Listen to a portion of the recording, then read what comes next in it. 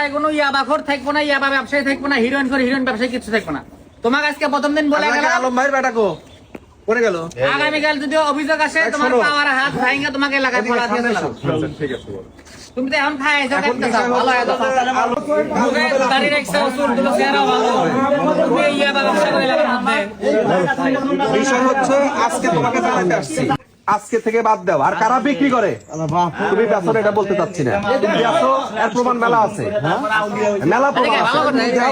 মুখে বলে আর প্রমাণ এলাকার মধ্যে যদি কোনো মাদক ব্যবসায়ী পাওয়া যায় বা মাদক সেবন করার জন্য এখানে আসছে, যার বাড়ি ঘর তো ভাঙবই, আমার পা পয়সা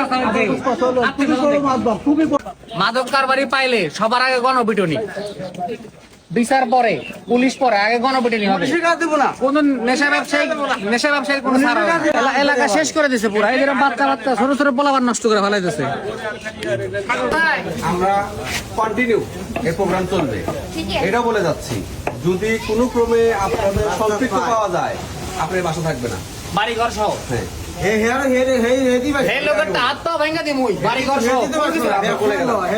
শোনেন, এটা কিন্তু যে আমরা আসছি এটা কোনো কথা না।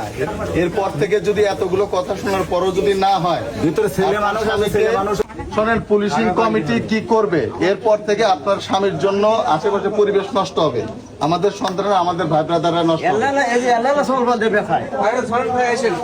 বাড়িঘর কিচ্ছু রাখবো না, 10 তলা বিল্ডিং গুলো মিশাই দেব মাটির সাথে। মাদক বিরোধী অভিযান, এলাকায় কোনো ব্যবসায়ী থাকবে না, কাদার মধ্যে নামতেছে। তুমি এই দিক দিয়ে তুমি আমার বাসা যাও, আমি মাদক ব্যবসায়ী আস্তানা থাকবে না এলাকায়, বাড়িঘর সহ উচ্ছেদ করে দিবে। যার যার এলাকা আপনারা চিরুড়ি অভিযান দেন, যারা যারা মাদকের সাথে জড়িত তাদেরকে ধরে রাস্তার উপরে টানান। সেই দিক থেকে আমরা প্রথম হলো সতর্ক বাণী হিসাবে আপনাদেরকে জানাচ্ছি।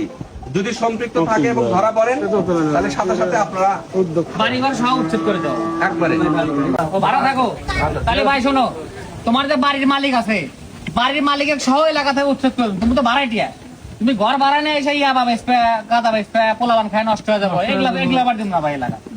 তোমার ঘর মালিকের সহ কর্ম চুরি চিন্তা এগুলো সবগুলো চোর তোমার নাম কইছে, তোর থাকবে না।